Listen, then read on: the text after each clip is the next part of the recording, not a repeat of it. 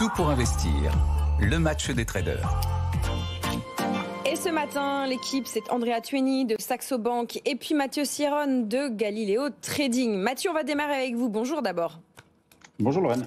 On est on navigue doucement vers les 7700 points. Enfin, on espère que le CAC navigue vers cette destination. Comment regardez-vous la séance? Qu'est-ce que vous faites aujourd'hui? On rappelle que les États-Unis vont être fermés aujourd'hui. Oui, marché américain fermé, la séance devrait être calme avec des volumes qui ne devraient pas être très importants. Et sur le CAC, on est toujours, même sur les marchés européens d'une manière générale, on est toujours dans cette phase d'évolution nerveuse à court terme dans l'attente du dénouement des élections législatives en France. Donc depuis 2 semaines, le CAC évolue entre 7500 et les 7700 points.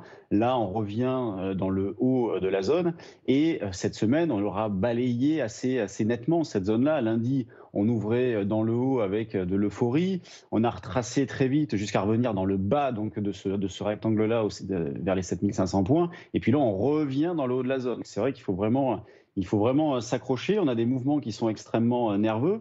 Moi, comment j'aborde cette phase-là? Eh bien, toujours en privilégiant des ventes sur des rebonds, jusqu'au moins un petit pivot. On a un petit pivot à court terme qui n'est pas très loin. Il se situe à 7750 points. Donc, tant qu'on est en dessous, je considère que la dynamique de court terme reste baissière. On a un biais baissier à court terme. D'ailleurs, ce matin, j'ai vendu un petit peu à 7703, que j'ai déjà racheté sur les 7680. Donc, vous voyez, je me contente d'écarts plutôt modestes. Évidemment, la visibilité reste assez faible. Donc 7750 comme pivot. Au-dessus, on verra pour éventuellement un biais soit neutre, voire haussier. Et pendant ce temps-là, eh bien, je continue sur les actions de privilégier des achats sur certaines valeurs qui ont plus ou moins baissé, des valeurs de qualité. Je pense par exemple à Stellantis qui, en revenant sur les 18 €, a retracé 50% de son mouvement de hausse des 2 dernières années. Donc on est sur un niveau qui est quand même assez intéressant. Vous avez L'Oréal aussi, autour des 400, 405, qui est sur une zone de rebond possible. Dans les plus petites capitalisations, vous avez Valourec, qui est une valeur aussi intéressante, avec de belles perspectives, qui est revenue dans une zone d'achat possible. Donc vraiment, je n'ai pas changé d'avis depuis 2 semaines, avec un travail, on va dire, de court terme baissier sur les indices, mais lorsque nous avons des replis significatifs comme cette semaine à 7005, à 7005, j'ai profité de ce petit repli pour acheter des calls, acheter des options d'achat, puisque la volatilité a pas mal baissé. Vous voyez, la volatilité actuelle, si on prend les options sur juillet, sur le CAC 40, on est à 16 de volatilité. La semaine dernière, en fin de semaine dernière, on était plutôt autour des 23, 24, donc elle a considérablement baissé. Le VIX, donc la volatilité implicite du SP500, le VIX est également assez faible aussi, autour de 12. Donc vous voyez, vous parliez des marchés américains tout à l'heure qui battent des records chaque jour. OK, mais comment en profiter? Eh bien, il y a quelque chose à aller chercher dans cette direction-là en achetant, pourquoi pas, des calls, hein, ça coûte pas très cher. Parce que ce qu'il faut signaler aussi sur les marchés américains, c'est qu'ils montent, oui, mais ils retracent très très peu. Donc pour trouver des portes d'entrée, c'est pas simple du tout.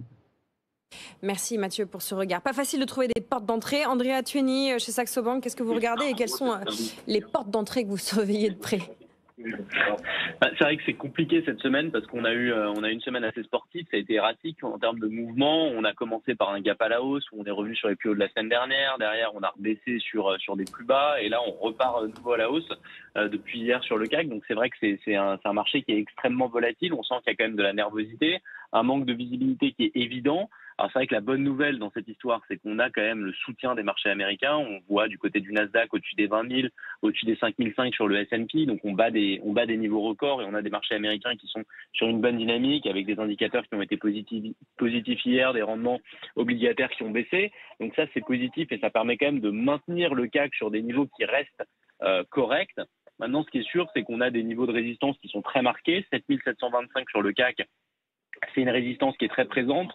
Tant qu'on ne casse pas ce niveau, tant qu'on n'arrive pas à s'affranchir de ce niveau, le potentiel de hausse il va rester extrêmement limité. Si on arrive en revanche à passer ce niveau, là on peut aller au-dessus des 7750 et pourquoi pas revenir sur des niveaux tels que 7825, voire jusqu'à 7875. Et on n'en est pas là pour le moment. Et puis à l'inverse, on a des niveaux de support. Et alors le niveau d'alerte, le premier niveau d'alerte qu'on va fixer, c'est 7460 points à peu près. Et si on venait à casser ce niveau, là on a un risque de basculer sur une dynamique plus négative vers 7300. Par contre, ce qui est sûr, c'est qu'a priori, d'ici la fin de la semaine, on va rester assez limité dans la prise d'initiative. On a encore ce risque politique qui est très présent. Donc on voit mal le marché avec en plus l'absence des investisseurs américains pour jour férié. On voit mal le marché prendre des risques inconsidérés avant les résultats de ce second tour. Donc on devrait rester sur des mouvements plutôt erratiques entre ces deux bornes, 7464 et 7725. Un tout petit mot du VIX dont nous parlait Mathieu. Il est descendu jusqu'à peu près 12. C'est un niveau plancher qui parfois invite certaines personnes à se méfier. Quel est votre regard, Andrea, sur ce niveau du VIX ? C'est vrai qu'on est sur un niveau assez bas, hein. On est autour des 12 légèrement. On est descendu légèrement au-dessus des 12. Donc pour le moment, c'est un niveau qui est extrêmement faible. On peut se poser des questions, savoir si ça ne présage pas de quelque chose, d'un mouvement plus important sur les marchés. Mais quand on voit aujourd'hui la situation sur les marchés américains et les niveaux sur lesquels ils se traitent, on n'a aucun signal précurseur d'un mouvement de baisse ou d'une correction sur les marchés américains. Ils semblent assez solides, ils tiennent. À chaque fois qu'on a des retracements, ces retracements ils sont achetés, donc ça veut dire qu'on a des rebonds derrière qui s'enregistrent. Donc aujourd'hui, il n'y a pas vraiment de risque particulier. Si on regarde des variables comme le VIX un peu plus court terme, on a du VIX un jour par exemple qui a augmenté hier. Donc on a quelques soubresauts en termes de volatilité, donc on voit quand même que ça peut réaugmenter à un moment donné. Là c'est vrai que ça va être très très calme avec le jour férié aux États-Unis, mais pour le moment en tout cas il n'y a aucun indicateur technique, y compris dans l'analyse du VIX, qui permet de confirmer qu'on va avoir une correction ou un changement de cap du côté des marchés américains. Donc il faudrait qu'il y ait un mouvement beaucoup plus majeur technique sur les indices pour qu'on commence à se poser des questions sur un retournement possible. Pour le moment, on en est très loin, on est plus en train de battre des records qu'autre chose. Merci beaucoup Andrea Tueni, sales trader chez Saxo Bank. Merci Mathieu Serron, trader et fondateur de Galileo Trading pour ce point, ce match des traders du jeudi, journée fériée aux États-Unis. On se retrouvera demain.